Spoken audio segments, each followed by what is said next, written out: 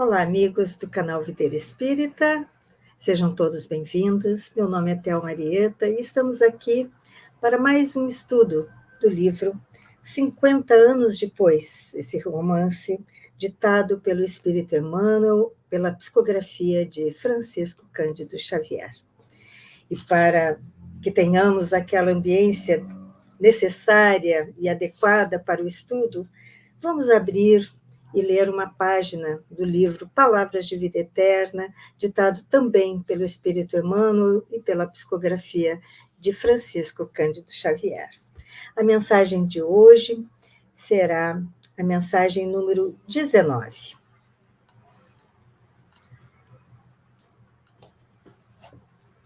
Intitulada Ação de Graças. O versículo destacado está narrado em Mateus 26 e é o versículo 27. Tomou o cálice e, tendo dado graças, o deu aos discípulos, dizendo: bebei dele todos. Vamos ver as considerações trazidas por Emmanuel. No mundo, as festividades gratulatórias registram invariavelmente os triunfos passageiros da experiência física. Lautos banquetes comemoram reuniões da família consanguínea, músicas alegres assinalam o término de contendas na justiça dos homens, nas quais, muitas vezes, há vítimas ignoradas soluçando na sombra. Com Jesus, no entanto, vemos um ato de ação de graças que parece estranho à primeira vista.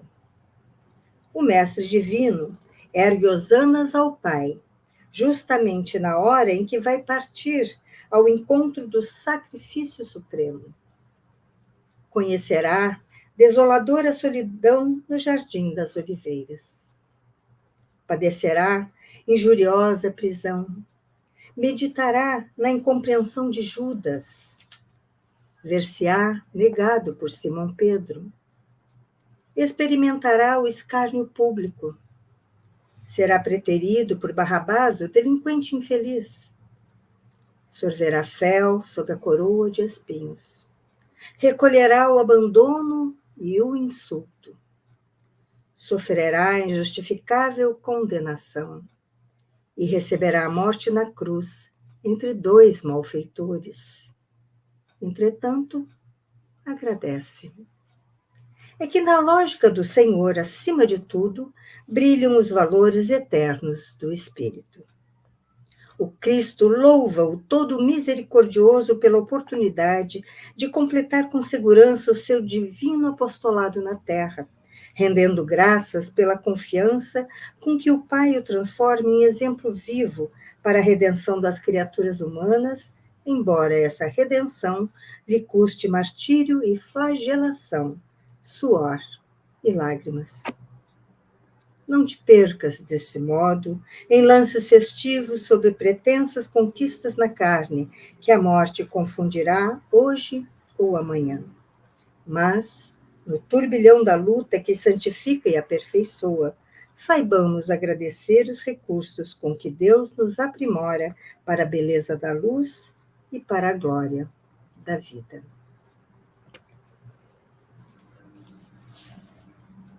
Vamos orar? Amado Mestre Jesus, estamos aqui, Senhor, mais uma vez reunidos, buscando conhecimento. Continuaremos o estudo deste romance, trazendo a nós o caminho de sua serva Célia. As páginas têm trazido a nós tantos ensinamentos, que possamos hoje, mais uma vez, sorvê-los por inteiro, tendo a nossa mente aberta para receber todo esse conhecimento e compreendê-lo. Abençoe os nossos lares, Senhor, esteja conosco hoje, agora e sempre. Graças a Deus.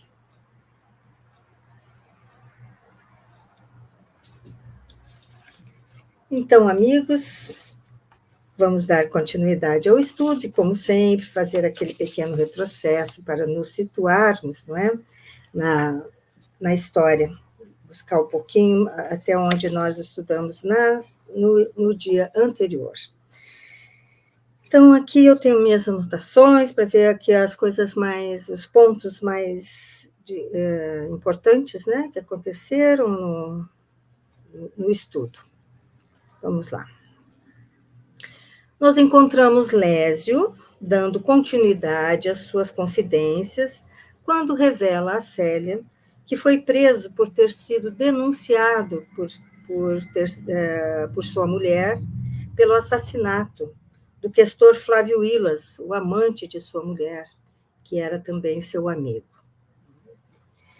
E ele contou, então, que foi para o cárcere, porque se ele dissesse onde ele estava no momento em que alegavam que ele havia cometido o homicídio, ele entregaria aqueles que o acolheram, aqueles que o ajudaram a superar um momento difícil, que eram os cristãos, era um encontro cristão. Então, ele recebe a prisão, né?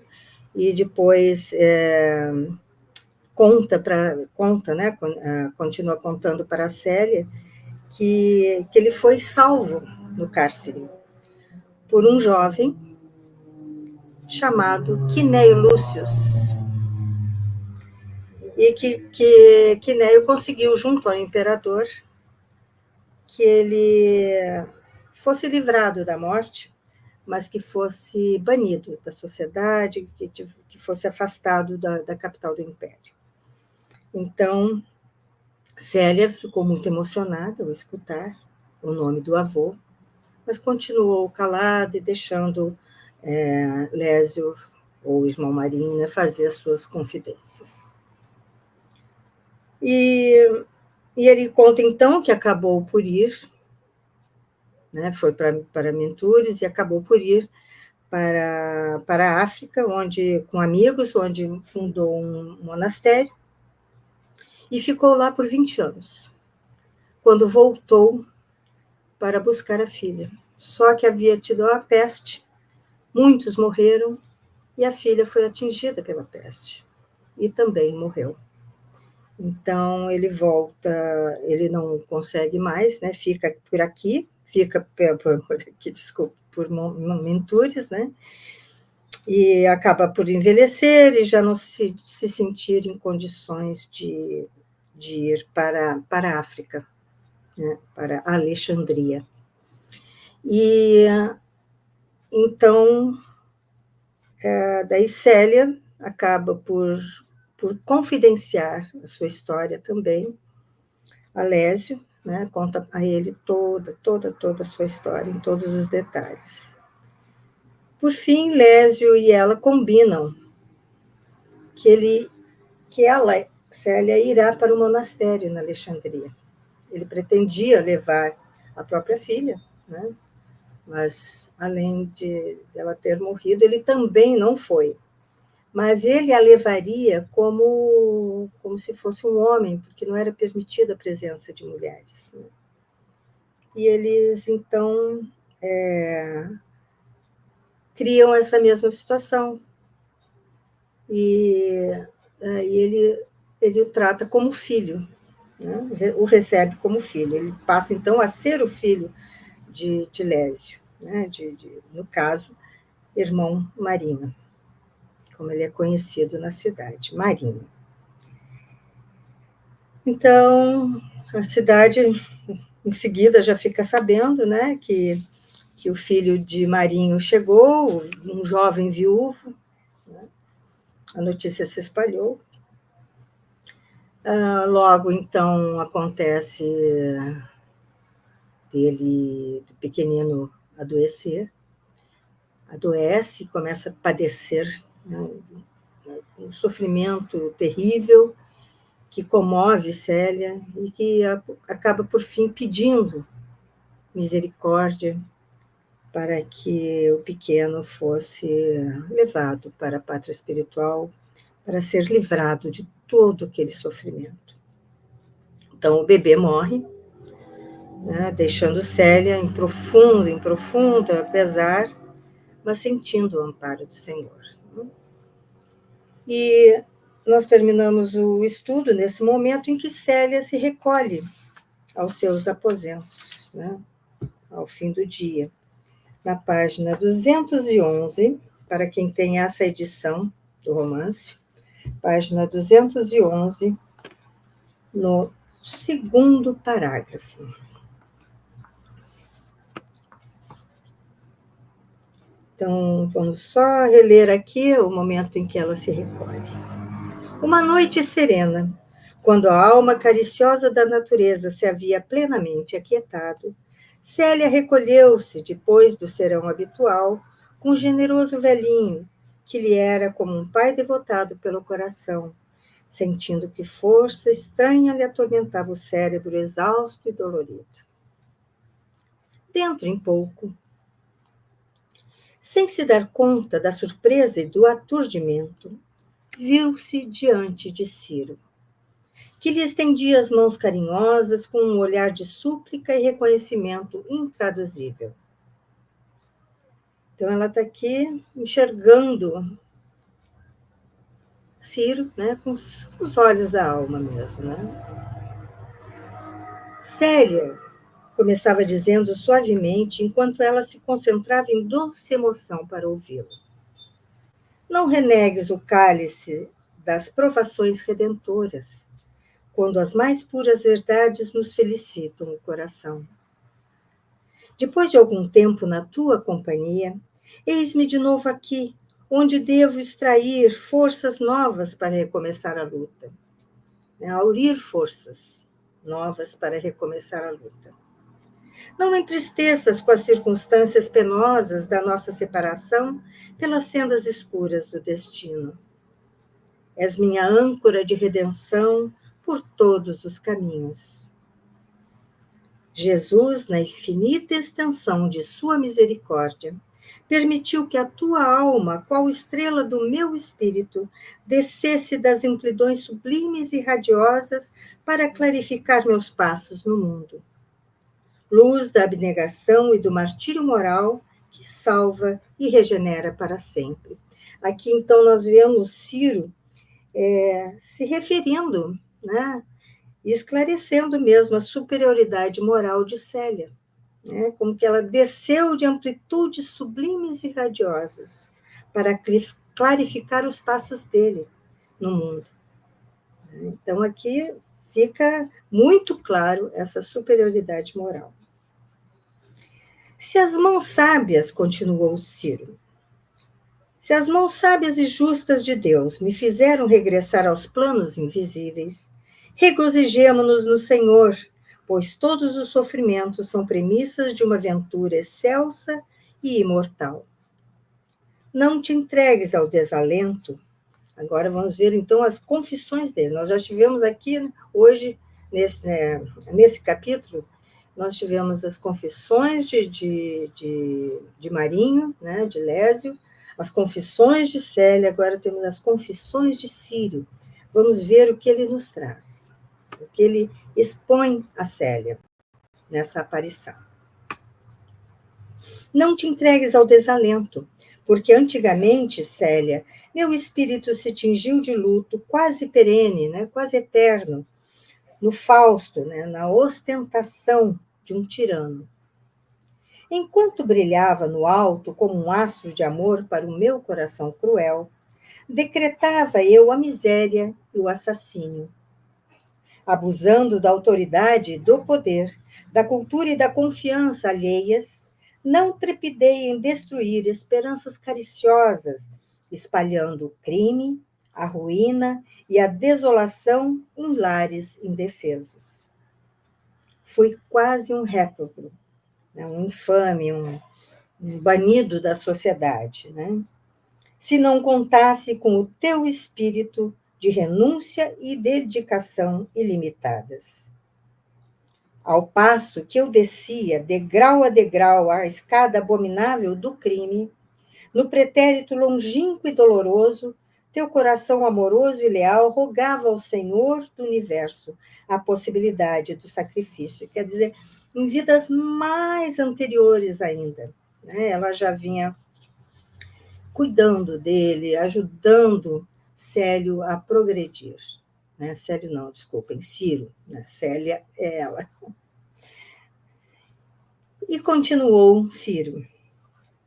E sem medir as trevas agressivas e pavorosas que me cercavam, desceste ao cárcere de minhas impenitências, né, dos meus pecados. Espalhaste sobre a minha miséria o aroma sublime da renúncia santificante, e eu acordei para os caminhos da regeneração e da piedade.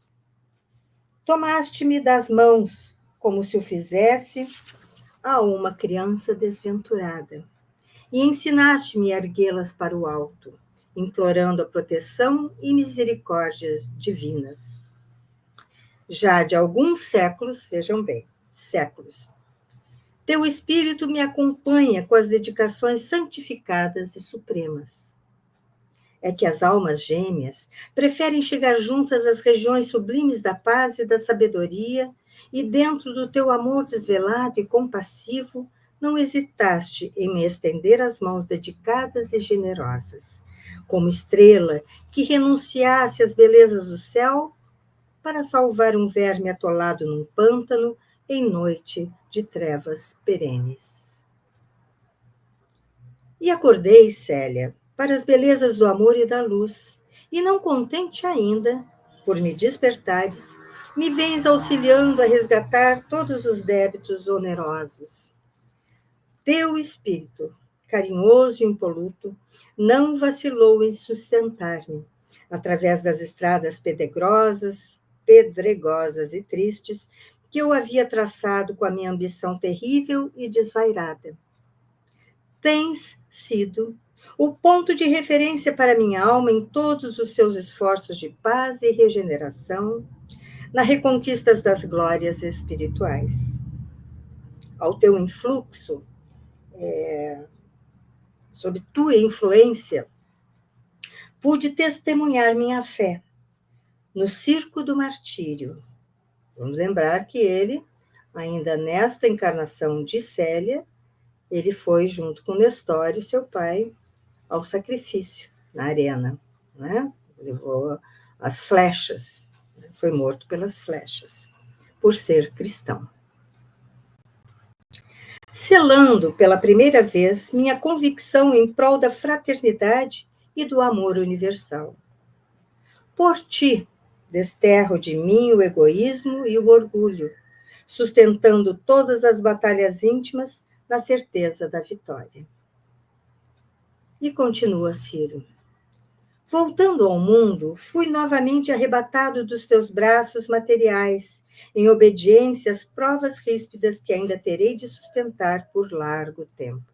Então ele veio, teve essa pequena oportunidade de reencarnatória e retornou à pátria espiritual.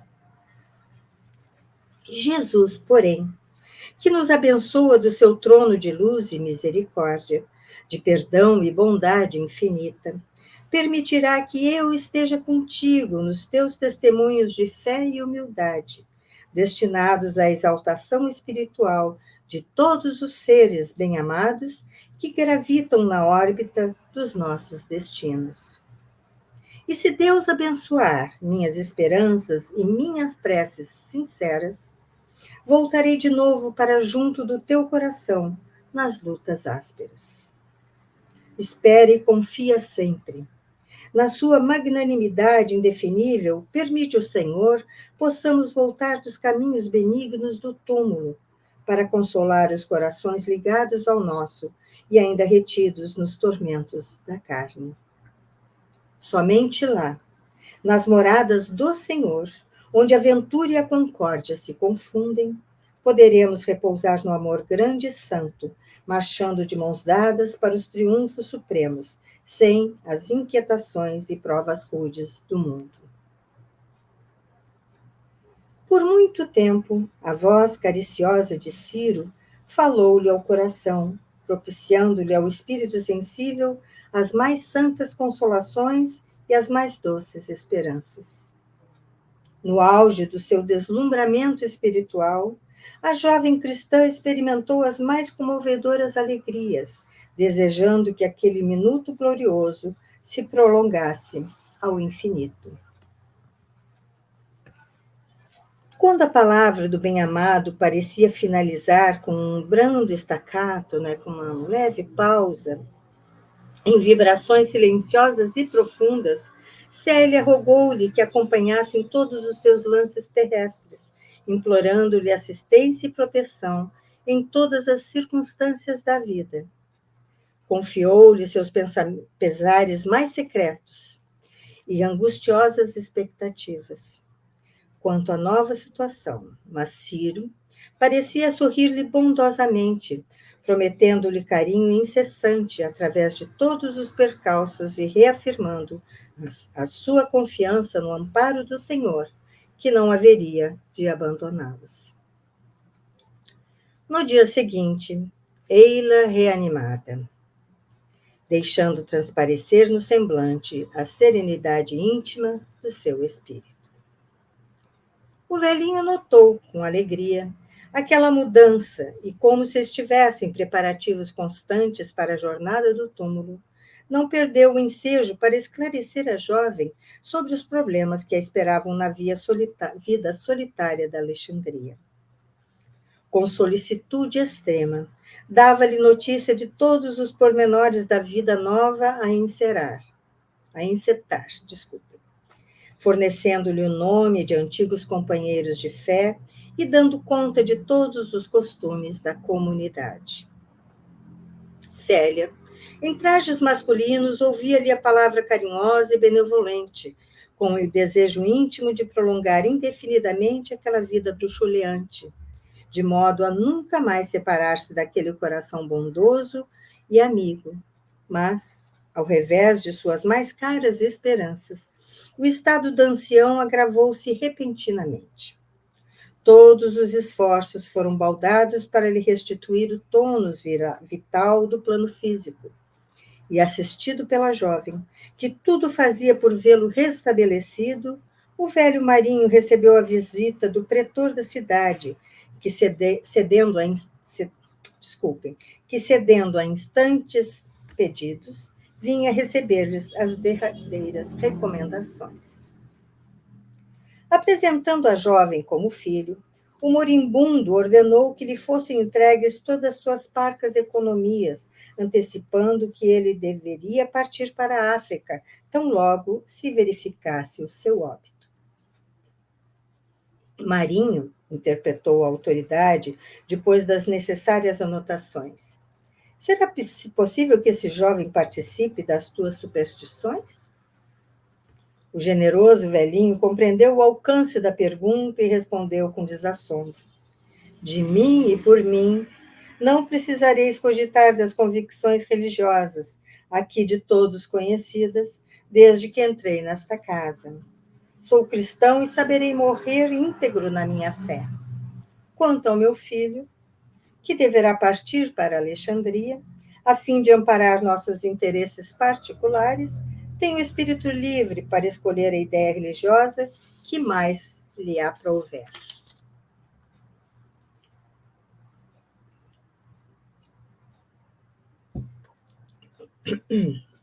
O pretor olhou com simpatia para o jovem triste e abatido e exclamou: ainda bem. Despedindo-se do moribundo, cujos instantes de vida pareciam prestes a extinguir-se, a autoridade deixava-os ambos com a precisa liberdade para trocarem as derradeiras impressões. Marinho fez ver, então, à sua pupila que aquela resposta hábil destinava-se a fazer que o pretor de Minturnes lhe cumprisse a vontade, sem relutâncias, dentro dos dispositivos legais, recomendando-lhe todas as providências que a sua morte exigiria de sua inexperiência. Célia ouvia-lhe as exortações roucas e entrecortadas, extremamente acabrunhada, mas, como em todas as penosas circunstâncias da sua vida, confiava em Jesus. Então, ele deixou que não ficasse pensando que ela que o filho, né, era cristão, para não atrapalhar a sua ida para a Alexandria. Após uma agonia excruciante de longas horas, em que a filha de Ovídio viveu momentos de indescritível emoção, o generoso Marinho abandonava o mundo, depois de longa existência, povoada de pesadelos terríveis e dolorosos. Seus olhos se fecharam para sempre, com uma lágrima ao tombar do dia.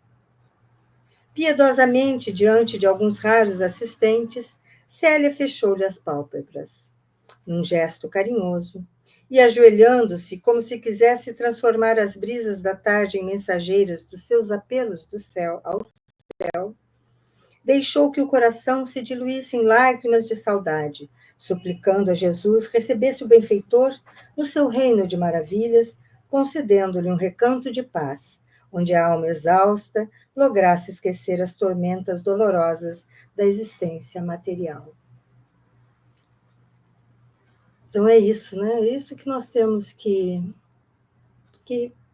almejar, né?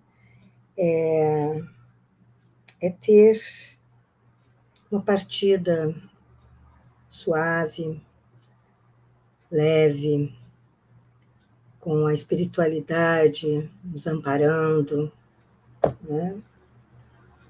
Sendo recebido no reino das maravilhas, né? Um recanto de paz, onde pudesse se refazer e enfrentar, né, as tormentas dolorosas da existência material que a consciência leva consigo, né? Então, é isso que devemos pedir a nós mesmos e desejar aos nossos entes queridos quando partem, né? Que sejam amparados, que sejam amparados. Dada a sua qualidade de cristão confesso, o velho de Minturnes teve uma sepultura mais que singela, que a filha do patrício encheu com as flores do seu afeto e mergulhando na sombra de uma soledade quase absoluta.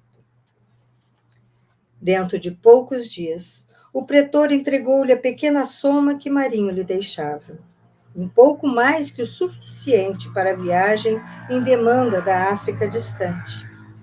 E, numa radiosa manhã de primavera, carregando no íntimo a sua serenidade triste e inalterável, a moça cristã, depois de uma prece longa e angustiosa sob os túmulos humildes do pequenino e do ancião, na qual lhes rogava proteção e assistência, tomou o lugar que lhe competia numa galera napolitana que periodicamente recebia passageiros para o Oriente. Então, ela foi, Célia, numa galera, partindo para a Alexandria. Então, aqui eu trouxe um mapa que é sempre bom para a gente se situar, né? Porque nós não somos muito familiarizados com aquela região. Né? Então, nós temos lá na Itália, à esquerda, acima, entre Roma e Nápoles, temos ali Minturnes, de onde Célia saiu. E vamos aqui ao centro, ao norte do Egito, a cidade de Alexandria, que é o seu destino, onde encontrará lá o monastério fundado por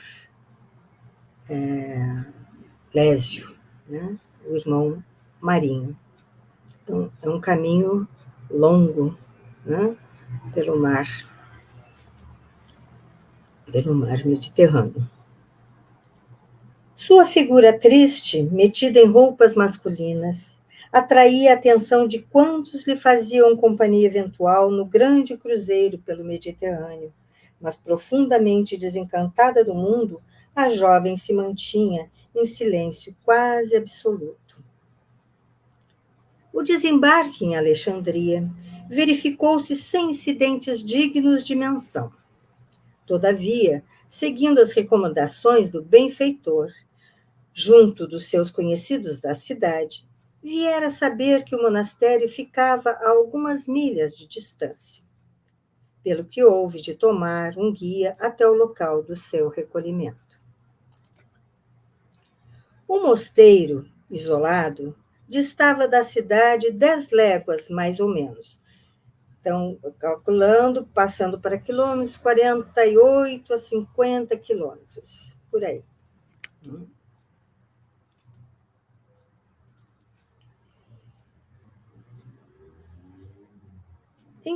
O mosteiro isolado distava da cidade 10 léguas, mais ou menos, em marcha de quase um dia, apesar dos bons cavalos atrelados ao veículo. A filha de Ovídio defrontou o grande e silencioso edifício na hora crepuscular, empolgada pela visão do casario amplo entre a vegetação agreste. Sentiu, porém, um singular descanso mental naquela soledade imponente que parecia acolher todos os corações desolados. Puxando o cordel que ligava o portão de entrada, ouviu ao longe os sons de pesada sineta, cujo ruído estranho parecia despertar um gigante adormecido. Daí a instantes, os velhos gonzos rangiam pesadamente, deixando entrever um homem trajado com uma túnica cinzento escura, semblante grave e triste, que interpelava a jovem transformada num rapaz de fisionomia tristonha, nestes termos: Irmão, que desejais do nosso retiro de meditação e oração? Venho de Minturnes e trago uma carta de meu pai destinada ao senhor Alfídio Prisco. Alfídio Prisco? Perguntou o porteiro, admirado. Não é ele aqui o vosso superior? Perguntou Célia. Referir-vos ao pai Epifânio? Isso mesmo. Escutai-me, ponderou o irmão porteiro complacente. Sois, porventura, o filho de Marinho? O companheiro que daqui o partiu há cerca de 2 anos, a fim de vos trazer ao nosso recolhimento? É verdade. Meu pai chegou há muito tempo aos portos da Itália, onde nos encontramos. Todavia, sempre doente, não logrou a ventura de acompanhar-me à soledade das vossas orações.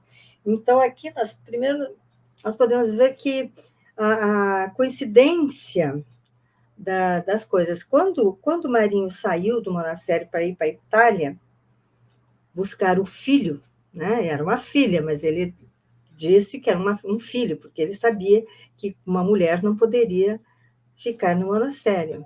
Então, ele informou que ele tinha esse filho que ele ia buscar. Acabou indo e não voltando, né? Porque chegou lá e a filha morreu. E ele envelheceu, adoeceu. E aqui temos Célia vindo para o monastério como filho, né? Como se fosse aquele filho de 2 anos atrás que Marinho tinha ido para a Itália buscar.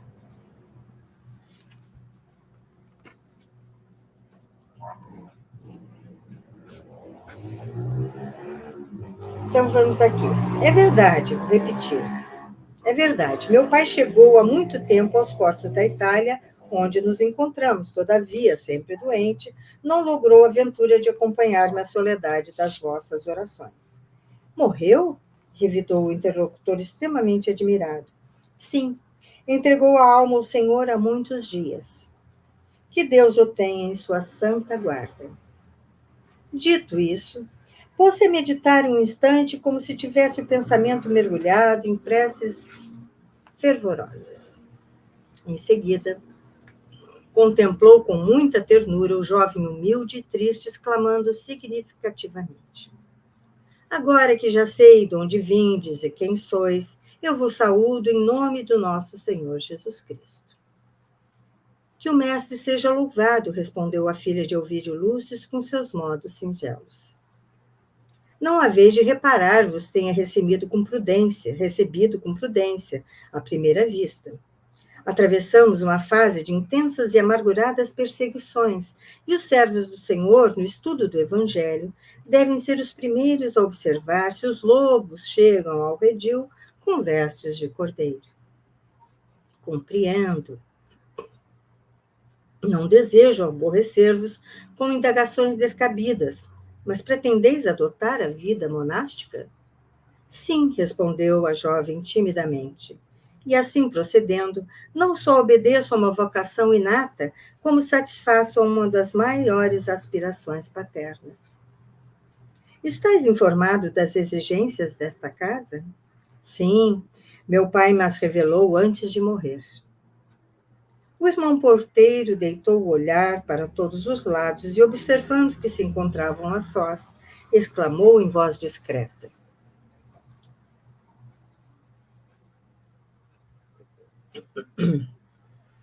Se trazeis a esta casa uma vocação pura e sincera, acredito que não tereis dificuldade em observar as nossas disciplinas mais rígidas.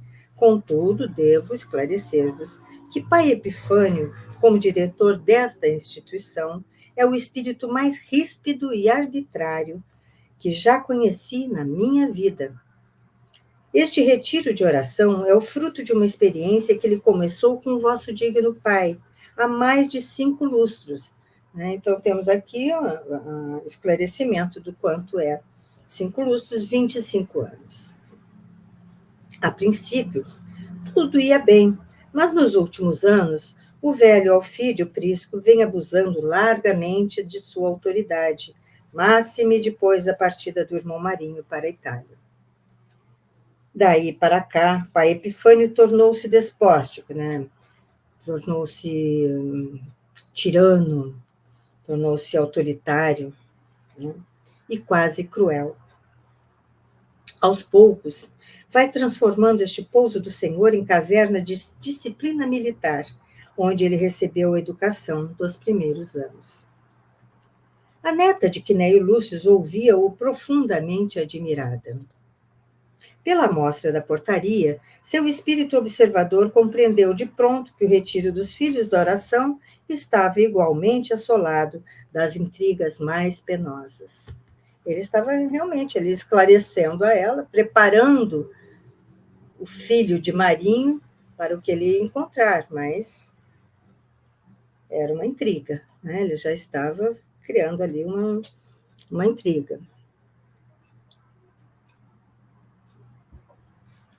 Todavia, enquanto coordenava suas considerações íntimas, o irmão Felipe continuava. Imaginai que o nosso superior vem transformando a ordem de todos os ensinamentos, criando as mais incríveis extravagâncias religiosas. Em contraposição aos ensinamentos do Evangelho, obriga-nos a chamá-lo Pai ou Mestre, nomes que o próprio Jesus se negou a aceitar na sua missão divina. Além de inventar toda a sorte de trabalhos para os 42 homens desencantados do mundo que estacionam aqui, vem aplicando as lições de Jesus à sua maneira. Se bem nada possamos revelar lá fora, a bem do caráter cristão da nossa comunidade, é lastimável observar que todo o recinto está cheio de símbolos que nos recordam as festividades materiais dos deuses cruéis. E nada poderemos dizer em tom de crítica ou de censura, porquanto o Pai Epifânio manda em nós como um rei. A jovem ainda não conseguira manifestar a sua opinião, dada a fluência com que o porteiro discorria, quando lhes chegou o ruído de uns passos fortes que se aproximavam. Felipe calava-se, como quem já estivesse habituado a cenas como aquelas, e, modificando a expressão fisionômica, exclamou com voz abafada: É ele. Célia, metida nos seus trajes estranhos e pobres, não conseguiu dissimular o espanto. No limiar de uma porta ampla, surgia a figura de um velho septuagenário, cujos caracteres fisionômicos apresentavam a mais profunda expressão de convencionalismo e orgulhosa severidade. Vestia-se como um sacerdote romano, nos grandes dias dos templos politeístas, e, apoiado a uma bengala expressiva, passeava por toda parte o olhar fulgurante, como a procurar motivos de irritação e desagrado. Felipe, exclamou ele em tom intempestivo. Mestre, exclamou o irmão da portaria, com a mais fingida humildade. Apresento-vos o filho de Marinho, que o seu coração de pai não pôde acompanhar até aqui, dada a surpresa da morte em Minturnes. Ouvindo aquele esclarecimento inesperado, Epifânio caminhou para o jovem, que lhe era inteiramente desconhecido, pronunciando quase secamente a saudação evangélica, como se for um leão utilizando a legenda de um cordeiro. Paz em nome do Senhor. Célia respondeu conforme o seu venerando amigo lhe havia ensinado antes da morte, entregando ao superior da comunidade a carta paternal.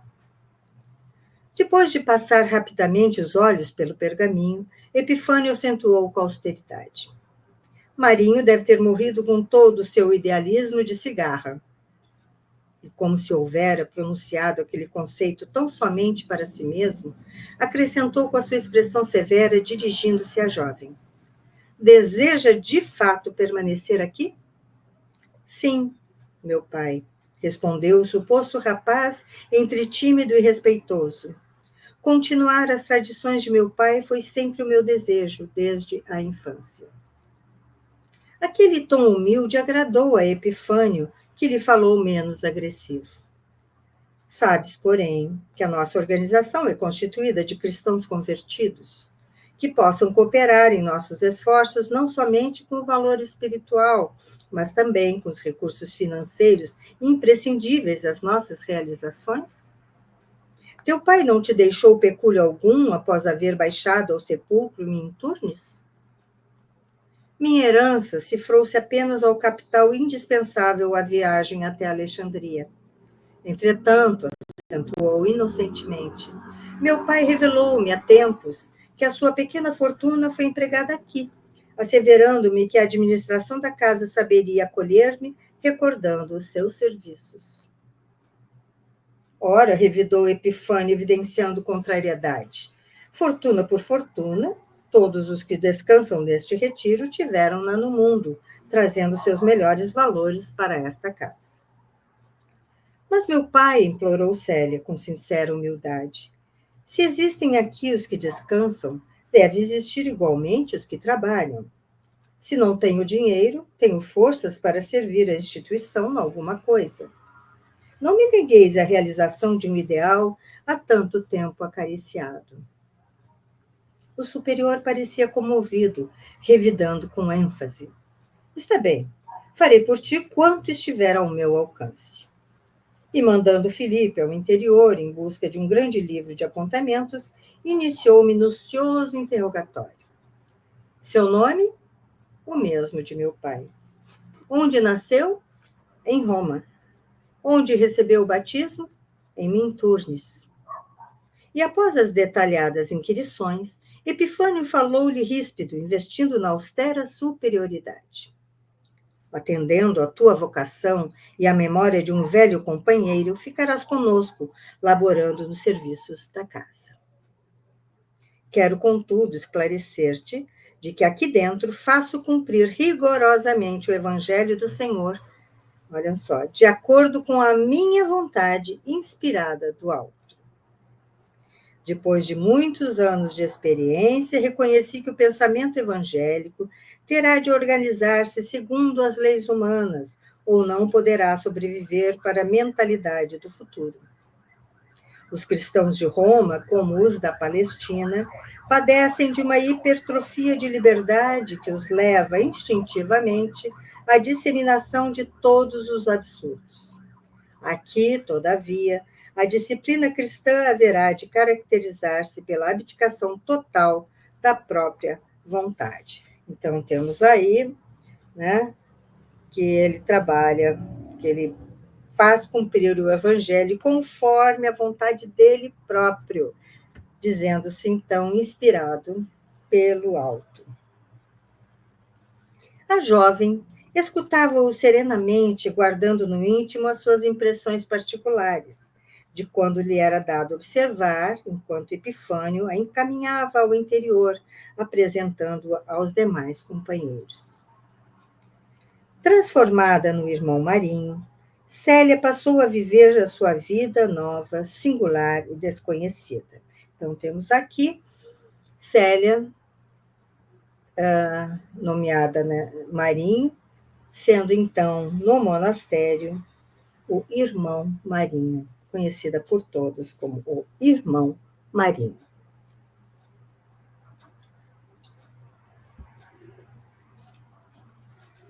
O mosteiro vasto, onde se reuniam mais de 4 dezenas de cristãos ricos, desiludidos dos prazeres do mundo, era bem um dos pontos de partida do segundo século para o catolicismo e para o sacerdócio, organizado sobre as bases econômicas eliminatórias de todas as florações do messianismo.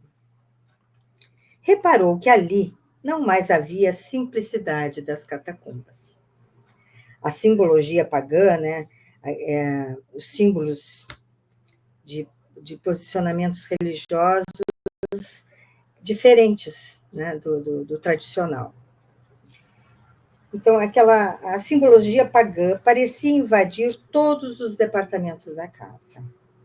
Aqueles romanos convertidos não dispensavam as fórmulas de oração dos seus antigos deuses. Por toda parte pendiam cruzes grandes e pequenas, talhadas em mármores ou madeira, esculturadas em moldes diversos. Havia salas de preces em que repousavam imagens de Cristo, de marfim e de cera prateada, dormindo inertes entre verdadeiros tufos de rosas e violetas. O culto exterior do politeísmo parecia redivivo, indestrutível e inelutável. Para a sua manutenção, notava ela a mesma intriga dos padres flamínios, que eram sacerdotes voltados a um curso, a um culto especial, desta ou daquela divindade. Né? Esses sacerdotes se dedicavam às divindades, cada um a uma divindade. Então, os padres flamínios, né? É isso que ela estava encontrando ali. Né? Notava ela a mesma intriga daqueles padres flamínios, né, de Roma, figurando-se que o evangelho ali constituía mero pretexto para galvanizar, para reanimar as crenças mortas. O espírito formalista de Epifânio buscara adotar o estabelecimento de todas as convenções imprescindíveis, de todas as convenções necessárias. Um sino anunciava a mudança das meditações, a hora do trabalho, das preces, das refeições, e o tempo destinado ao repouso do espírito. O sentido de espontaneidade da lição do Senhor do Tiberíades por conciliar a possibilidade e a necessidade dos crentes havia desaparecido. Então, para tudo tem uma hora. E essa hora era anunciada pelo tocar do sino. A convenção implacável de Epifânio regulamentava todos os serviços. O mais interessante é que, naqueles monastérios remotos da África e da Ásia, onde se acolhiam os cristãos receosos das perseguições inflexíveis da metrópole, já existiam as famosas horas do capítulo, isto é, vamos ver o que é a hora do capítulo. Isto é, a reunião íntima de todos os membros da comunidade para repasso das intrigas, né, para alimentar as intrigas e os pontos de vista individuais. Célia estranhou que dentro de um instituto cristão por excelência, né, era um monastério, né, fundado por cristãos, né, pudessem vigorar aberrações como essa, que vinha diretamente dos colégios romanos, onde pontificavam sacerdotes flamínios ou vestais. Lembram das virgens vestais? As sacerdotisas vestais, as virgens, que frequentavam os grandes acontecimentos, eram figuras obrigatórias, né, nos grandes encontros, nas grandes festas, né? A deusa do lar e da família, enfim. Mas era obrigada a aceitar as ordens superiores, sem deixar transparecer o seu desencanto. Então, ela estava ali numa situação que ela tinha que fazer vista grossa, né? Não deixar transparecer o seu descontentamento. Condenasse, embora tais manifestações nocivas do culto exterior, a filha de Ovídio em breve conquistaria a admiração e confiança de todos, pela retidão do proceder, a evidenciar os mais elevados atos de humildade e compreensão do Evangelho. Então, ela começou a se destacar pelo comportamento, né? Então, e ela tinha esses pensamentos elevados. Isso tudo a destacou. Ela não precisou bater de frente, né, com os costumes dentro do monastério. De trato ameníssimo, né, de trato afável, com o encanto das suas palavras carinhosas e amigas, o irmão Marinho transformava-se no ímã de todas as atenções, edificando os afetos mais puros naquele convívio singular. Contudo, alguém havia ali que guardava o mais venenoso despeito em face de sua vida pura. Esse alguém era Epifânio, cujo espírito despótico e original se habituara a mandar em todos os corações com brutalidade e aspereza. A circunstância de nada encontrar no filho do antigo companheiro que merecesse censura irritava-lhe o espírito tirânico. Nas horas do capítulo, observava que as opiniões do irmão Marinho triunfavam sempre, pela sublime compreensão de fraternidade e de amor, que davam pleno testemunho. A jovem, porém, não obstante estranhar-lhe as atitudes, não podia definir os gestos rudes do superior dentro da sua candidez espiritual. Certo dia, na hora consagrada às intrigas e devassas, né, essa hora do capítulo, que antecederam no catolicismo o instituto da confissão auricular, aquele momento em que o fiel se confessa, né, cheio de austeridade e artificialismo, Epifânio fez longa preleção sobre as tentações do mundo, dizendo dos seus caminhos abomináveis e das trevas que inundavam o coração de todos os pecadores, envolvendo todas as coisas da vida na sua condenação e na sua fúria religiosa. Terminada a palestra fanática, solicitou ao modo das primeiras assembleias cristãs que todos os irmãos se pronunciassem sobre a preleção, mas enquanto todos aprovaram os conceitos irrestritamente, Célia, na sua inocente sinceridade, replicou. Ela não tinha noção do que a sua sinceridade provocava em Epifânio. Mestre Epifânio, vossa palavra é extremamente respeitável para quantos laboram nesta casa, mas peço licença para ponderar que Jesus não deseja a morte do pecador. Suponho justo que nos refugiemos neste retiro, até que passe a onda sanguinária das perseguições aos adeptos do Cordeiro. Todavia, amainada a tempestade, acho imprescindível que regressemos ao mundo, mergulhando-nos em suas lutas dolorosas, porque sem esses campos de sofrimento e trabalho, não poderemos dar o testemunho da nossa fé e da nossa compreensão do amor de Jesus.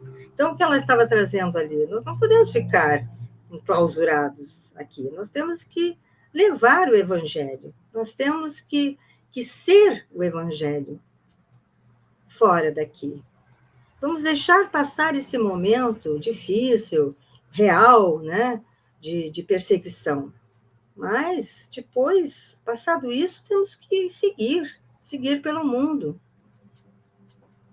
O diretor espiritual lançou-lhe um olhar sombrio, ao passo que toda a assembleia parecia satisfeita com a oportunidade daquele esclarecimento. No próximo capítulo, prosseguiremos então com os mesmos estudos, disse Epifânio em tom quase rude, visivelmente contrariado com o argumento irretorquível apresentado contra a sua inovação despótica em detrimento dos ensinamentos evangélicos. No dia seguinte, o irmão Dioclésio, provedor desta casa há mais de 10 anos, encontra-se alquebrado, doente, e eu preciso confiar esse encargo a alguém cuja noção de responsabilidade me dispense de sindicâncias e cuidados especiais. Dessarte, de amanhã em diante, ficarás com o encargo de ir ao mercado mais próximo, 2 vezes por semana, de modo a cuidares convenientemente das pequenas provisões do mosteiro. A jovem acolheu a recomendação, agradecendo a confiança a ela deferida, e com semelhante providência, a palavra de Epifânio, nos dias do capítulo, já não seria perturbada pelas suas observações simples e portadoras dos melhores esclarecimentos evangélicos. Então, ele deu ao irmão Marinho uma tarefa fora do monastério, onde ela não estaria presente à hora do capítulo, com as suas observações, os seus esclarecimentos. O mercado, onde Célia teria que ir, onde o irmão Marinho teria que ir, distava 3 léguas do convento, um pouco menos de 15 quilômetros, porquanto estava situado numa grande povoação na estrada de Alexandria. Desse modo, em sua caminhada a pé, sobraçando, carregando, sustentando 2 cestos enormes, a filha de Ovídio era obrigada a pernoitar na única estalagem ali existente, visto ter de esperar a parte da manhã seguinte, quando o mercado exibia seus produtos. Aquelas jornadas semanais cansavam-no sobremaneira, a princípio, mas pouco a pouco foi se habituando ao novo imperativo de suas obrigações. Aproveitando a solidão dos caminhos para os melhores exercícios espirituais, não só relia velhos pergaminhos que continham os princípios do Evangelho e as narrativas dos apóstolos, mas exercitava as mais sadias meditações, nas quais deixava o coração evolar-se, deixava o coração elevar-se em preces cariciosas ao Senhor. No mosteiro, todos os irmãos respeitavam-na. Por seus atos e palavras, ela centralizava os afetos gerais que lhe cercavam o espírito de consideração e de amor desvelado. 3 anos passaram, sem que um só dia desse prova de desânimo ou de revolta, de indecisão ou de sofrimento, consolidando cada vez mais as suas tradições de virtude irrepreensível. Então, ela já estava há 3 anos nessa tarefa. Então, ia lá, levava os cestos pesados para trazê-los cheios, pernoitava, e ali aproveitava para fazer as suas meditações. E aqui, então, nós faremos uma pausa no nosso estudo, e depois nós seguiremos com tudo que se passará aqui no monastério. Vamos agora, para encerrar o nosso estudo e levar o nosso pensamento ao nosso mestre querido. Amado Mestre Jesus, te agradecemos as profundezas do estudo de hoje. Vimos o comportamento daquele que deveria trazer o Evangelho na sua plenitude a todos aqueles que estavam no monastério. Mas não, o estava transformando em algo que não era o que tu deixaste como ensinamento, Senhor. Mas a presença de Célia trazia luz ao monastério. E nós te agradecemos, Senhor, por esta luz que trazes para o nosso monastério íntimo. E que nós possamos seguir aqui nessa semana que nos separa entre o hoje e o próximo estudo, termos a tua presença constante, iluminando o nosso caminho, abençoando os nossos dias, os nossos lares, nossos afetos, nossos amigos, e que nós estejamos aqui juntos novamente, Senhor, para dar continuidade ao estudo. Esteja, então, sempre conosco, hoje e sempre. Graças a Deus.